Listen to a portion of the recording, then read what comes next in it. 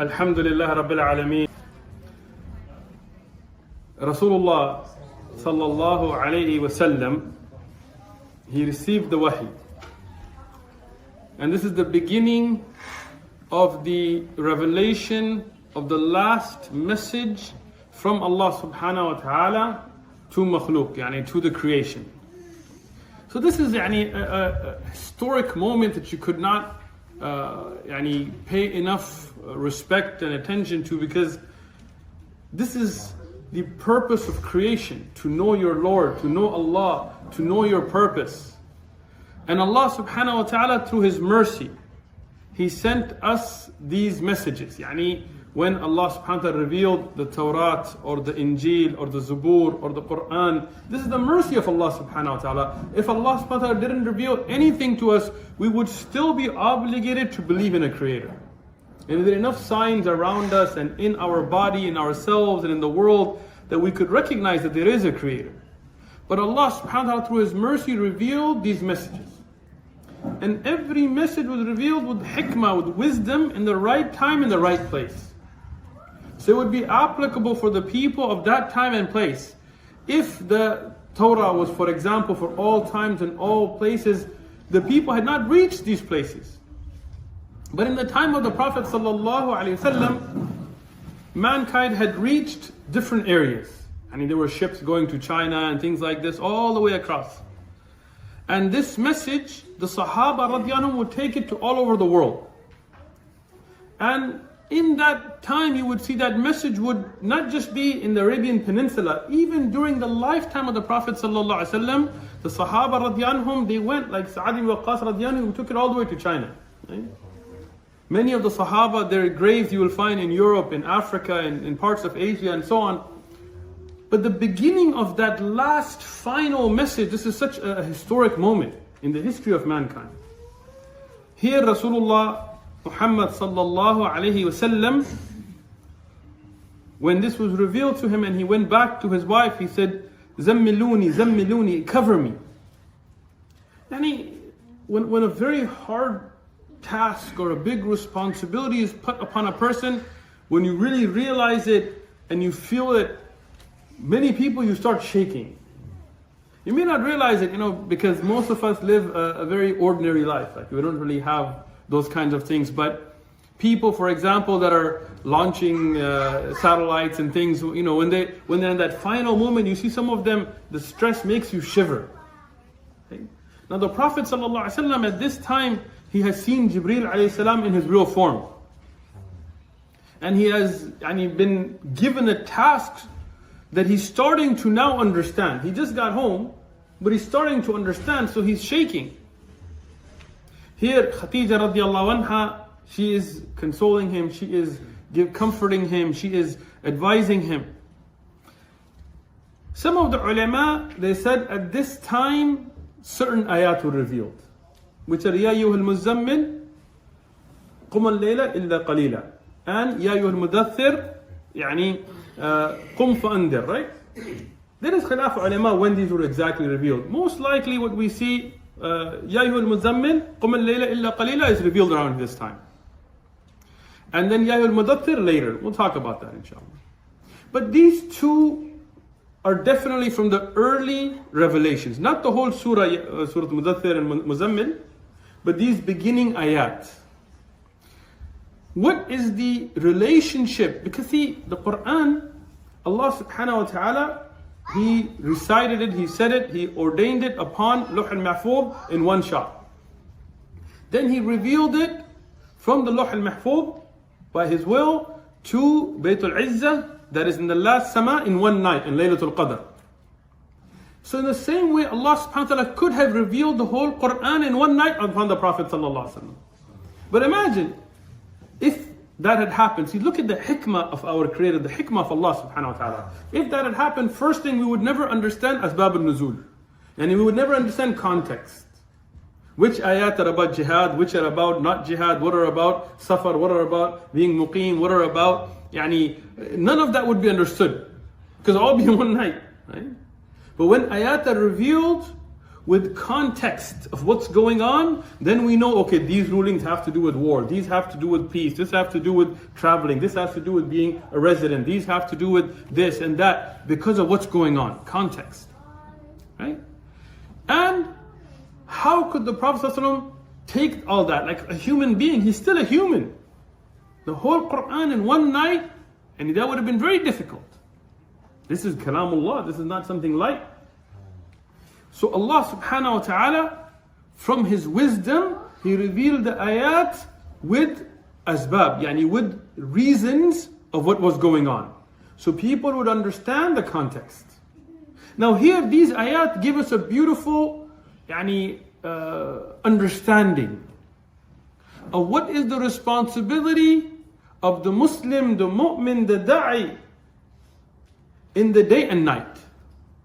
Right?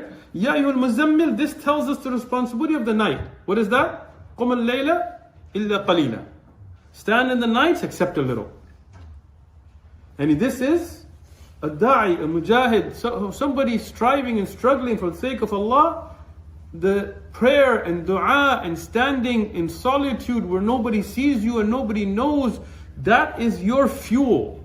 That is what gives your da'wah effect. So that is your job at night. And what about the day? Ya ayyuhal mudaththir, qum fa'andir. Get up, go out, and warn people. Right? So in the daytime, calling people towards Allah subhanahu wa ta'ala, warning people of the day of judgment, warning people that they have a purpose in life and so on. And at night, making that relationship with Allah subhanahu wa ta'ala. So Rasulullah sallallahu alaihi wasallam, in the early part of the da'wah, he's been given these two. The responsibility of the night and the responsibility of the day. Right? Khadija radiallahu anha, as we discussed in the last dars, she told the Prophet ﷺ that Allah will honor you, Allah will never let you be misguided, you're somebody who's honest, you're somebody who keeps the ties of relation. She mentioned all these, and this is a beautiful example for our sisters. How to support the da'wah. Everybody has their own role to play. Today the problem is people forgot their roles. Right? Brothers, you're supposed to be leaders, you're supposed to be stepping up. Instead, you see brothers sitting at home, wasting time, doing nothing, not concerned with even the family, not concerned with the religion, not concerned with da'wah, not concerned with amr bin ma'ruf and nahy al-munkar, just living as if you're not a man. You're a male, but not a man. This is a role that you forgot. May Allah protect us. Right?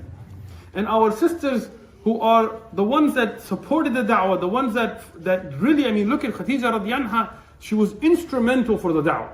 Right?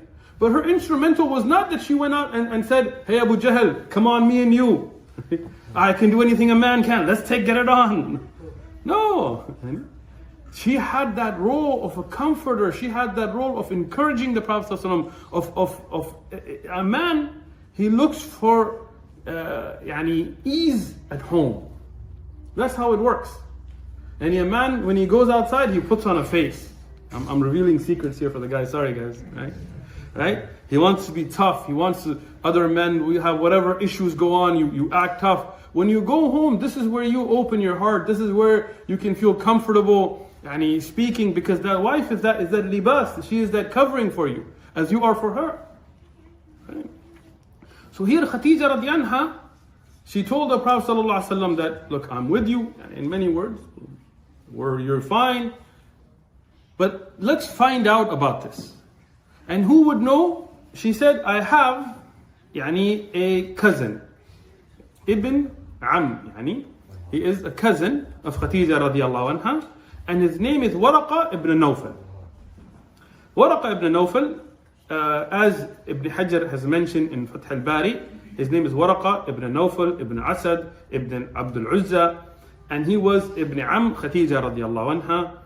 And there is a backstory which is mentioned in ahadith, and I'm mentioning from a few different ahadith.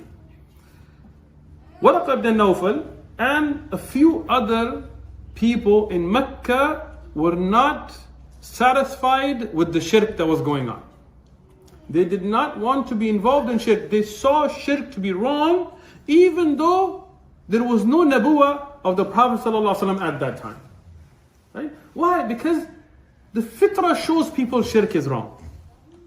And sometimes when we speak to people at the table and stuff, the people that aren't tainted by brainwashing towards shirk, and you tell somebody like do you believe God came out of a woman or a monkey can be worshipped and things? And I'd be like, no, that doesn't make any sense.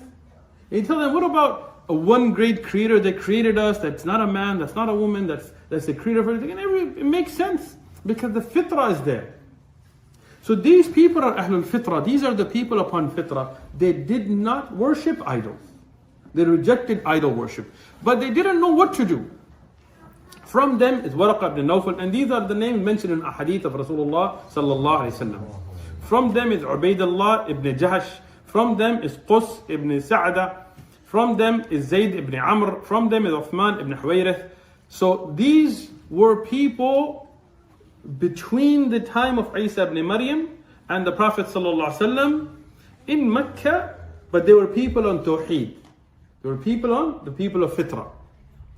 Now many people want to take others and put them in this category because of their ta'assub or because of their love or ghulu and stuff. They want to take Abdul Muttalib, they want to put him here, they want to take the father Rasul and put him.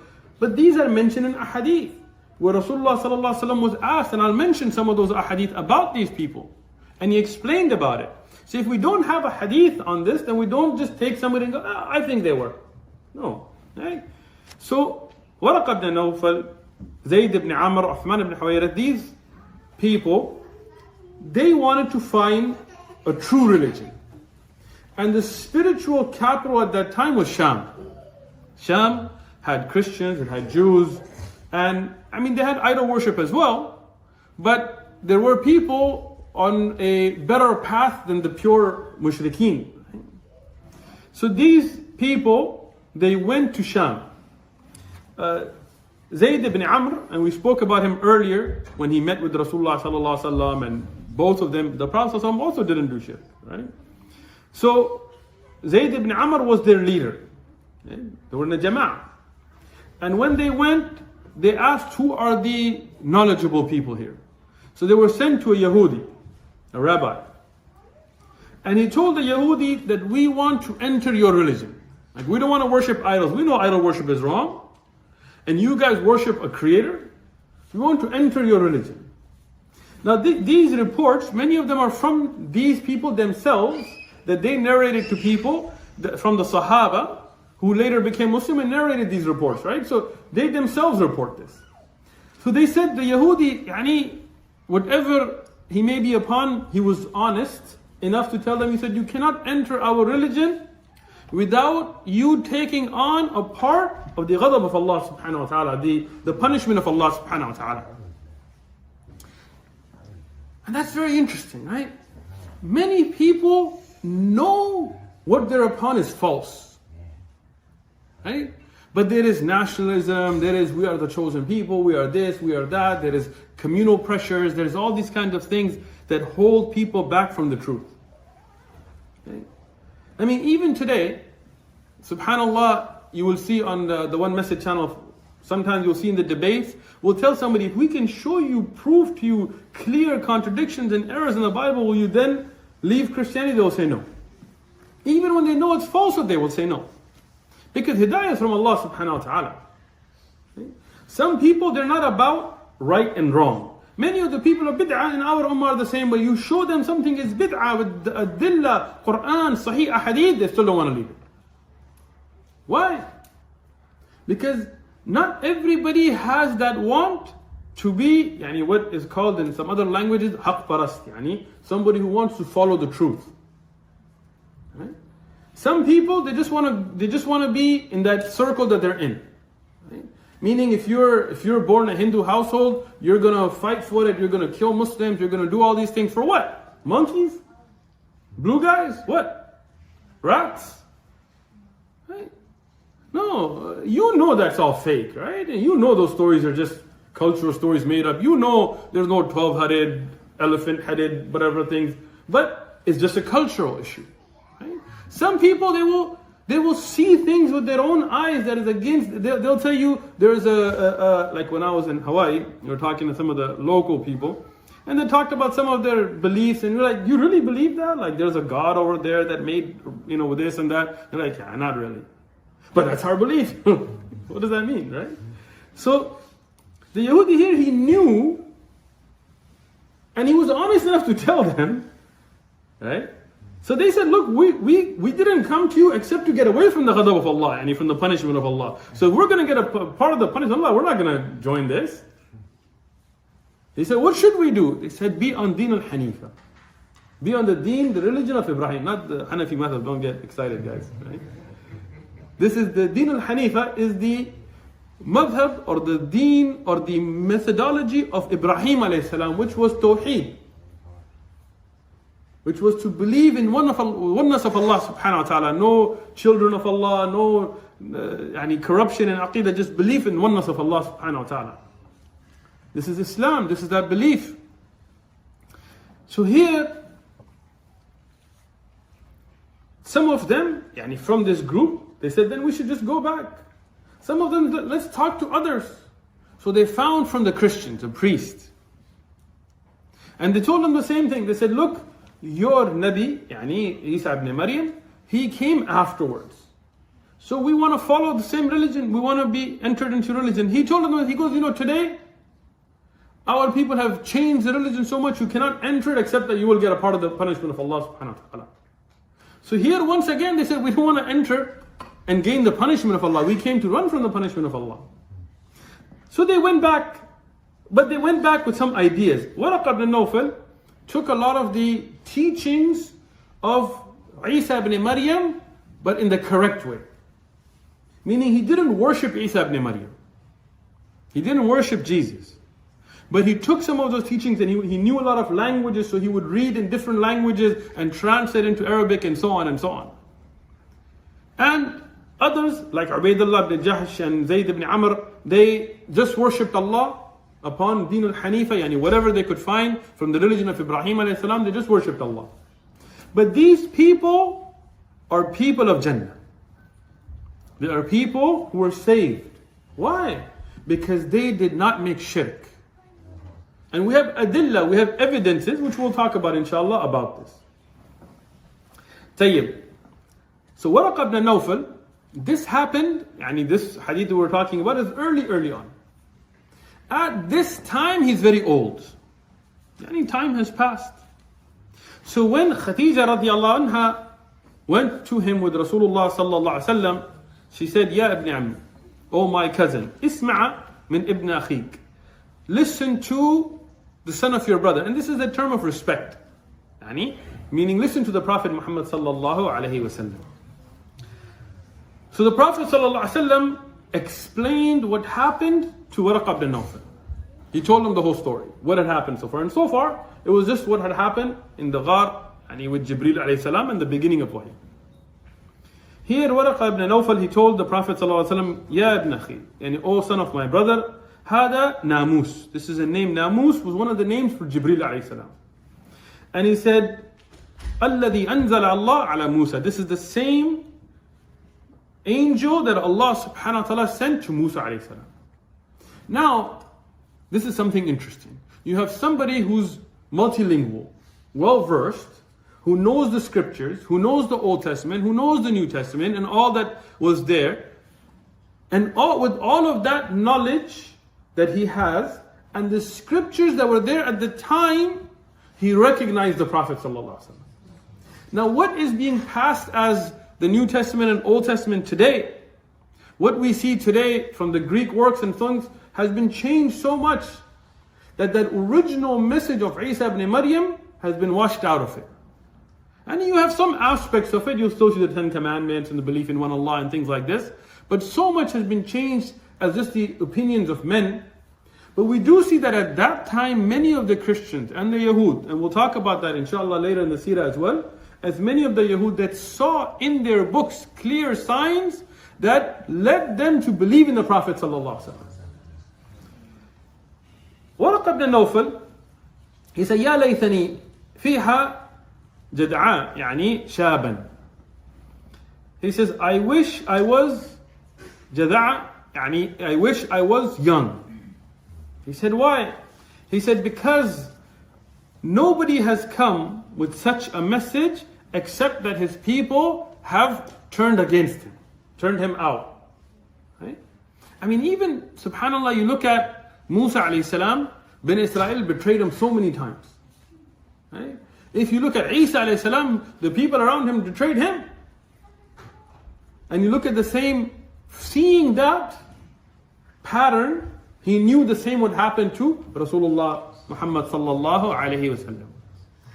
Now, the Prophet sallallahu alayhi wasallam was shocked by this. Why? Because people loved him. And he was known as Ameen and Sadiq, and everybody loved him, and he had no problems with anybody. He wasn't involved in any kind of inner tribal war or anything like that. Even when they came to put the black stone in his place, they were all happy at him. Yani a young man, not from the chiefs of Mecca and stuff, but they still had such respect for him because of his honor, because of his honesty, because of his great character, that he knew his people loved him. He said, how can my people turn on me? This is all, the tribal society, that's all you have, that's all you know. But Waraqa ibn Nawfal told him that this is what happens. When you have this responsibility, know that the people will turn on you. And this is a great lesson for us. There are some people, I'm not going to mention any names, MTJ, but everybody likes them, right? Like you go to people of bid'ah in their conferences, they ask him to speak. The Rafidah, the Shia ask him to speak. The people here, why? Because he doesn't speak the truth. What does he do? When he sees you, that you're a person of bid'ah, he will speak in a way to praise your bid'ah, even if not explicitly. He will not say, this is bid'ah, this is wrong, tawheed. No, he will say, you love Rasulullah so much, oh, it's so beautiful. I love green. Right?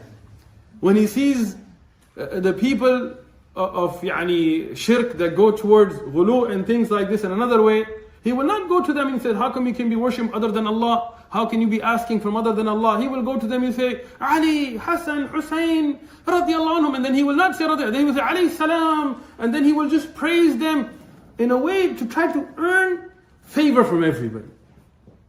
And that kind of a person everybody loves. But this is somebody not loved by Allah subhanahu wa ta'ala. Because those that are loved by Allah subhanahu wa ta'ala are those that speak the truth. And this is a principle, remember this. Sufyan al-Thawri, one of the earlier ai''Immah, he was told about somebody, he said, this person, everybody loves him. He said, in that case, this is a man who's never spoken the truth. When you speak the truth, Allah will love you. And the mu'minun, the believers will love you. The believers will love you. It's not like you're going to be hated by everybody. No. The believers will love you. But the munafiqun, the kuffar, the mushrikun, the mulhidun, all of them will hate you. Which is the majority. And when you speak just to earn people's favor, then Allah will not love you. And the mu'minun will not love you. But the mushrikun, the munafiqun, the mulhidun, every other ism that's out there will love you. You will get invited to places that others won't. You will get grants and money and security and this and that and all of that. Every kafir will be wanting to put you on lists for the most influential, most this, most that. Why? Because they want to encourage that. Right? But you know in your heart when you are on the haqq and when you're not. Waraqa ibn Nawfal, as we mentioned, he was from the people of Fitrah. Was he a Sahabi? And did he bring Iman in the message of Rasulullah sallallahu alaihi wasallam to the level that we can consider him from the Sahaba? There is khilaf of ulama. Imam al-Tabari, al-Baghawi, Ibn Qani', Ibn Uthaymeen, Shaykhuna Muhammad Salih ibn Uthaymeen, Shaykh Salih al-Fawzan, Ibn Sakin and others, they took him to be from the Sahaba. They said, أول آمن به من النساء خديجة رضي الله عنها ومن الرجال ورقة ibn Nawfal. You can look at the Majmu' al-Fatawa of Shaykh Ibn Uthaymeen and you will see his evidences and so on. But the Jumhur al-Ulama, like Al-Hafiz ibn Kathir in Bidaya al-Nihaya, Imam al-Dhahabi in Siyar Alam al-Nubala, Ibn Hajar al-Asqalani in Al-Isaba, and if you look at the earlier A'imma and Ulama, they said he was from Ahlul Fitra, but he was not from the Sahaba. So why not? Because at this time, he did not make shirk, and he said, if I'm alive at that time, I would support you, but he died very early. He never got to know the Risala of Rasulullah sallallahu alaihi wasallam. So they say that he is not from the Sahaba. That's why they said, أول من آمن به من الرجال أبو بكر الصديق رضي الله عنه. هذا قول راجح. This is what is correct. Because to be considered from the Sahaba, bring Iman upon the Risala of Rasulullah sallallahu alaihi wasallam. But at this time, and it's very early on. Wallahu a'lam, bina al-khilaf. So, here you have Waraqa ibn Nawfal. No doubt he's from the people of Jannah. And we don't have any doubt. Why? How can we say that? How can we guarantee that? Because in the hadith of Aisha radhiyallahu anha, when she asked Rasulullah sallallahu alaihi wasallam about Waraqa ibn Nawfal, he says, I saw him in a dream wearing white thiyab, white clothes. And he said, if he was from the people of An-Nar, he would not do that. Which is a method of dream interpretation as well. And again, I don't want you guys to take this and start interpreting people's dreams. You're not at the level, don't do it, right? But when the ulama who do specialize in this, they take these types of adillah, but then they look at the situation obviously. But this is a dalil. If you see somebody in a dream wearing white clothes, this is a good sign for them. Right? Another hadith, Rasulullah sallallahu alaihi wasallam said, do not curse Waraqa ibn Nawfal. فَإِنِّي رَأَيْتُهُ, for verily I saw him, وَلَهُ جَنَّةٌ أَوْ جَنَّتَانِ. I saw him and he has a Jannah, or another riwayah, 2 Jannahs. So these ahadith tell us that no doubt Waraqa ibn Nawfal is in Jannah. We do not guarantee Jannah except for who we have adillah for. And we do not guarantee nar except for who we have adillah. We have the zahir of it. The zahir of it, every Muslim is going to Jannah. Zahir of it, every kafir is going to Jannah. But there could be somebody we see as a Muslim in his heart, he's a munafiq, he's a kafir, a full munafiq, and he goes to the nar. But that's between him and Allah. It's not for us to be like, that munafiq, he's going to Jahannam. How do you know? No man, I knew that guy, he's a munafiq. Who made you responsible? Or somebody, he's in Jannah. People, at the janazah, there's like a new bid'ah now. They have to give like a little speech about this person, and like the kuffar of the eulogy, what do they call it, right? They do the same thing at janazah. This guy, he was so honest. He's from the people of Jannah. How do you know? Who put you in charge of Jannah? Right? But this person here, now Rasulullah sallallahu alaihi wasallam, he said about him particularly, and many of the others that I mentioned, Ahlul Fitra, hence we can say, no doubt to it. I want to mention a point before I move forward. Waraqa ibn Nawfal was trying to follow the true religion of Isa ibn Maryam. And he was a zahid.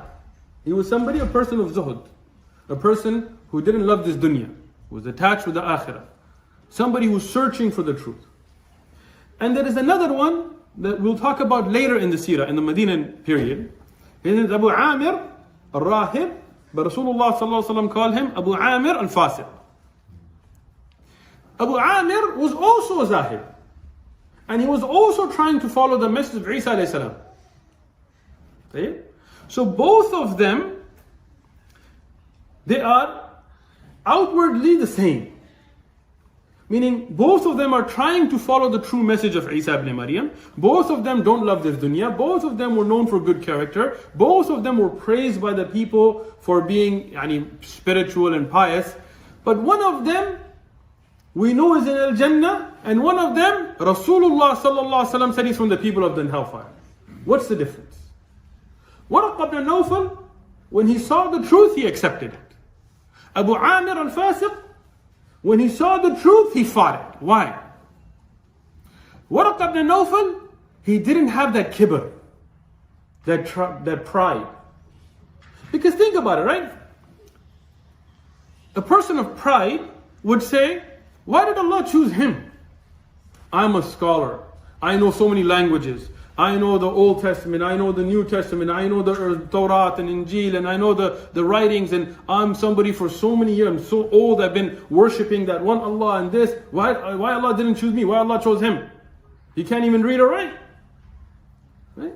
But he didn't. He was able to surpass his nafs, his desires, and he said, if Allah chose him, khalas, ala rasi. And Allah accepted, I accepted. Abu Amir al-Fasiq couldn't. Even though apparently he had zuhud. And that's why don't go by looks. And you see somebody dressed really bad and they shake hands as if that's zuhud. La, shake hands like a man. Don't break my hand or anything. Some of us get carried away. But right? Dress nice. This is the sunnah. Right? Have zuhud in your heart. When Allah chooses somebody over you, then khalas, Allah chose that person. My job is to follow him. Khalid bin Walid radiallahu anhu, he was no doubt the most qualified. Amr radiallahu anhu sent a letter, Ubadah bin Jarrah is the leader now. Khalid bin Walid didn't say, what? I'm better than him, I'm stronger than him, I'll fight it out, let's duke it out, whoever wins gets it. No. He didn't say, khalas, I'm not going to fight next to you then. He didn't say, I'm going to take my guys and I'm going to revolt. No, he said, khalas, Amir al-Mu'mineen said, khalas. Where is the regular armor? I'm a regular soldier. So this is a very important point. Abu Amir al-Fasiq, he was a rahib, he was known for zuhud, but when he saw that Rasulullah was chosen, he said, why him? Should have been me. And he fought against the Prophet ﷺ. That's why he's from the people of the Nar. And these all things have lessons for us. We have the same things today. Allah gives somebody superiority, everybody else, why him? I was doing this before him. I was better than him. SubhanAllah, I was on a podcast, long time ago, don't try to, it's not recent. And we were waiting in the waiting room before it went live. And there was a brother, I was very new at podcasting, I didn't even know the brothers on there. And brother said, oh, we saw your video. I said, oh, mashallah. He goes, why Allah made you so popular? What? Yeah, I don't know. He goes, I've been out of this park and this place. I've been doing this for 4 years. I don't know why people watch your videos. Yeah, I don't either. Yeah. I'll watch yours instead, but whatever, right? But this is the thing. Allah subhanahu wa ta'ala chooses who He wants. And this is a part of the test that's upon us. Waraqa ibn Nawfal, he died very early on. And this is one of the misconceptions a lot of people have. What do they have? That Waraqa ibn Nawfal, he's the one that wrote the Quran. Right? The Christians and Jews and atheists, they always try to come at this angle. Oh, the Prophet ﷺ, he got the Quran from Waraqa ibn Nawfal. First thing, there's no evidence for that. Like there's no historic evidence. Waraqa ibn Nawfal didn't write any books. We don't have any evidence. He wasn't a poet. Even though he knew the other scriptures, but he had no writings and things. So there's no evidence. But even if you leave that, let's take it a step further. We know, according to the consensus of the historians, Muslim and non-Muslim, that Waraqa ibn Nawfal died before even a single surah was completely revealed. Like only a few ayat, even the rest of the ayat had not been revealed yet. And that is why many of the Sahaba, many of the ulama didn't consider him a Sahabi, because he didn't even learn any of the Sharia, any of the ahkam that came to the Prophet ﷺ. What is correct is that he only heard about Iqra bismi rabbika alladhi khalaq. That's it. That's all he heard about, right? So, he's very early. If he wrote the Quran, then who wrote the rest of it? Right? I mean, that doesn't make sense. Because he's already dead before 98.9% or whatever percent you want to take of the Quran is revealed. Right? That's the first. Secondly, if he wrote it, why don't he take credit for it? And why don't he say, I'm the messenger of Allah? And imagine if I write a really good book or something, I'm not going to be like, Asadullah wrote it. You're like, man, I spent years on this thing. Why am I going to do that, right? So, it doesn't make sense, right?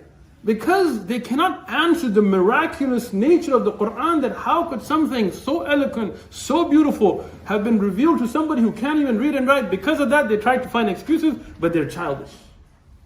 Waraqa ibn Nawfal died very early on. Now, Rasulullah sallallahu alayhi wasallam, he had some of the Quran revealed to him, but a period began where there was no wahi coming. Some of the ulama said this was 3 years. But that's a weak opinion. I mean, very, very weak opinion. I looked at the riwayat and stuff, there is no standing for it. Some of the ulama said 6 months. But what is correct that this was a few days. It was not a very long period of time.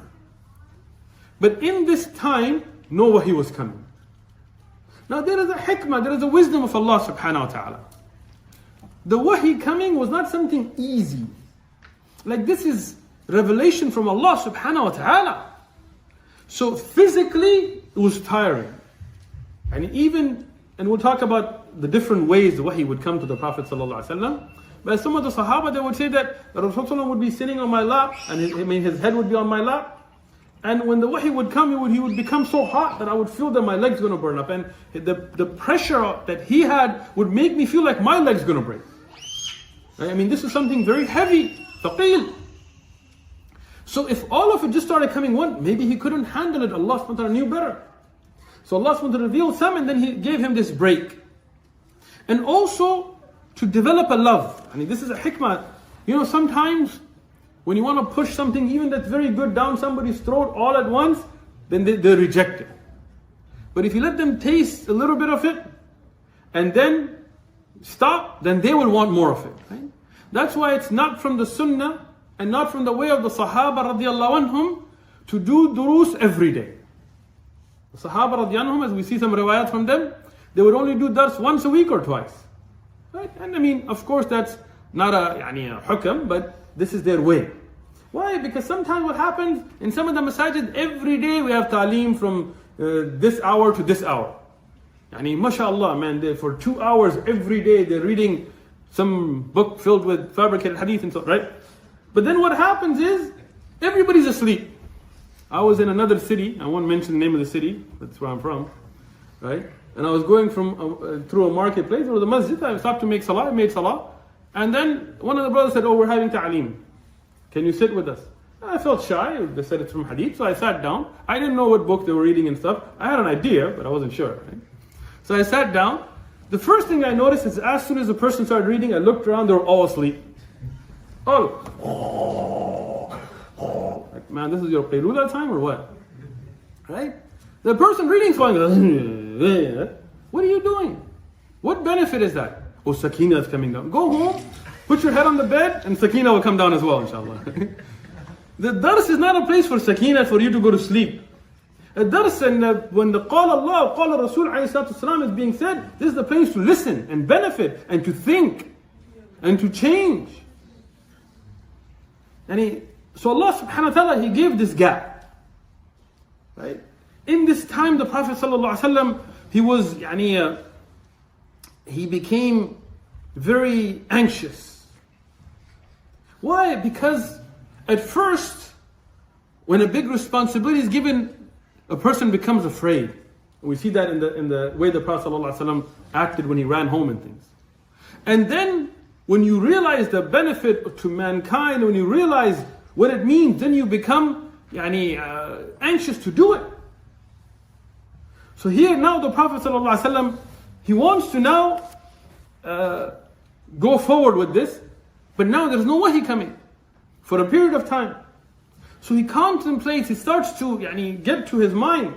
He says, maybe I should just jump off a mountain or something. Regarding this narration, some of the ulama consider it da'if and so on, but even if you don't, even if you take it as authentic, it's not that the Prophet ﷺ went and killed himself, but he was going through that internal strife, and he's a human being. And here Jibreel alayhi salam came to him and told him, you are the haqq, Nabi of Allah. And then, after a while, Jibreel alayhi salam now began the wahi again. And this is a hadith reported by Jabir radiallahu anhu from the Rasul alayhi salam himself, that he said, I saw Jibreel in the sky, sitting on a chair, in the sky. And I knew this was Jibreel, he was in the form as I had seen him. And then he revealed to me, Ya ayyuhal mudaththir, qum fa'andir wa rabbuka fakabbir, and so on. The beginning of the orders that were given to the Prophet sallallahu alaihi wasallam. Oh, you wrapped up, shaking, right? Well, we take al-muzammil and mudaththir here together. Qum fa'andir, get up and warn people. Now look at that message. The importance of da'wah. Today, everybody here wants to just get along. They just want interfaith, hold hands, hug, you work for my cause, I work for yours. What about warning people, look, a day of judgment is coming. You're making shirk. I don't care if you're going to politically vote with me or not. You're making shirk. You're going to go to Jahannam. Like da'wah is not because we just want to grow our community. Da'wah is because we don't want people to go to the nar. This is a responsibility to warn people with hikmah, with basira, no, but still do it. وَرَبُّكَ فَكَبِّرْ. And what do you want to call towards your Rabb? You want to praise your Rabb. Don't call towards yourself. Don't be like, in my PhD, I did this, and I read the Bible, and I found it so beautiful. I read this, and you just want to impress people with yourself. That's why we see a lot of quote-unquote du'at. They're out there, and they'll get whatever, Ali or whatever his name is, they'll be out there just trying to impress people. Selling out the aqidah, selling out the ahkam and hudud and all those kinds of things. No, we have to talk about the greatness of Allah, call people towards Allah. وَثِيَابَكَ فَطَهِّرْ. And to cleanse your clothes. And I'm not going to go into a deep tafsir here, but thiyab here, people take as your libas, your clothing. Right? And no doubt that is included, that a Muslim, a da'i, should be clean from najasa, should be well in his dress and all of that. But Ibn al-Qayyim al-Jawziyah, as he said the Jumhur of the Salaf, they took this to mean to cleanse your heart. This is from a bab of tafsir. That this was a statement of the Arab and the zahir of it. That this means to clean your heart from showing, from riyah, from hasad, from jealousy, from shuh, as we heard in the khutbah, right? From shirk, from bid'ah, from all these, from bukhl, from being a coward, from all these things that go in the heart, to cleanse from that. Right? And it's not an either or. Both meanings are applicable here. Right? Until, and I'm not going to go, again, like I said, I'm not trying to go into tafsir here, but until لِرَبِّكَ فَاصْبِرْ. And for your Rabb, be patient. With all of this, don't forget about being patient in the mission that you have. Wahi now starts. And there are 3 ways of wahi. And we'll end with this inshallah. 3 ways of wahi. One is directly from Jibreel alayhi salam, and then that has 2 subcategories. Right? Meaning Jibreel alayhi salam comes to the Prophet sallallahu alaihi wasallam. One way is apparently. You see Jibreel, and the Sahaba saw Jibreel alayhi salam in his human form. Right? They saw like the famous hadith where they saw him come and they said he wasn't a resident of Medina and he had no signs of travel. We saw that he wasn't a Bedouin from coming with dust. And he walked in, clean clothes, and he's not from Medina. Medina is a small city, everybody knew each other. So they saw Jibreel alayhi salam. And many other times during battles, there are Sahaba who saw Jibreel alayhi salam, who saw the Malaika. So one is he would come apparently. And he came to the Prophet ﷺ in his actual form, and he came to him in the form of a human. The second is where Jibreel alayhi salam would not be seen, but he would bring the wahi ala qalb al-Nabi alayhi salam, upon the heart of the Prophet ﷺ.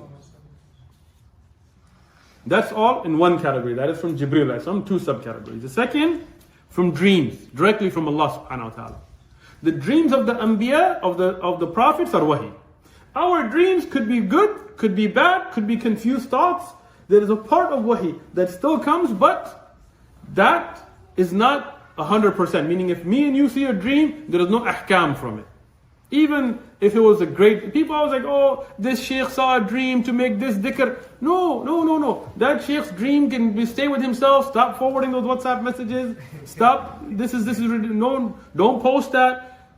This is not the Sharia. We don't base the Sharia on ulama's dream or awliyas or anybody's. The only dreams that are 100% guaranteed are the Anbiya. If the Sahaba saw a dream and the Prophet ﷺ confirmed it, then that's a hujjah. If not, even that's not a hujjah. Okay? And the last is where Allah subhanahu wa ta'ala spoke to the Prophet ﷺ directly. Directly. Like in Al-Isra wal-Mi'raj. Where Allah subhanahu wa ta'ala spoke to the Prophet ﷺ. The last point I will make. When I say wahi, I do not mean just the Quran. Many ahadith where Jibreel alayhi salam would bring ahkam to the Prophet sallallahu alaihi wasallam that are not in the Quran, but rather those are preserved in ahadith. Okay? And inshallah, we'll continue with the revelation of the Prophet sallallahu alaihi wasallam and the beginning of the da'wah in Mecca at the next dars by the will of Allah subhanahu wa ta'ala.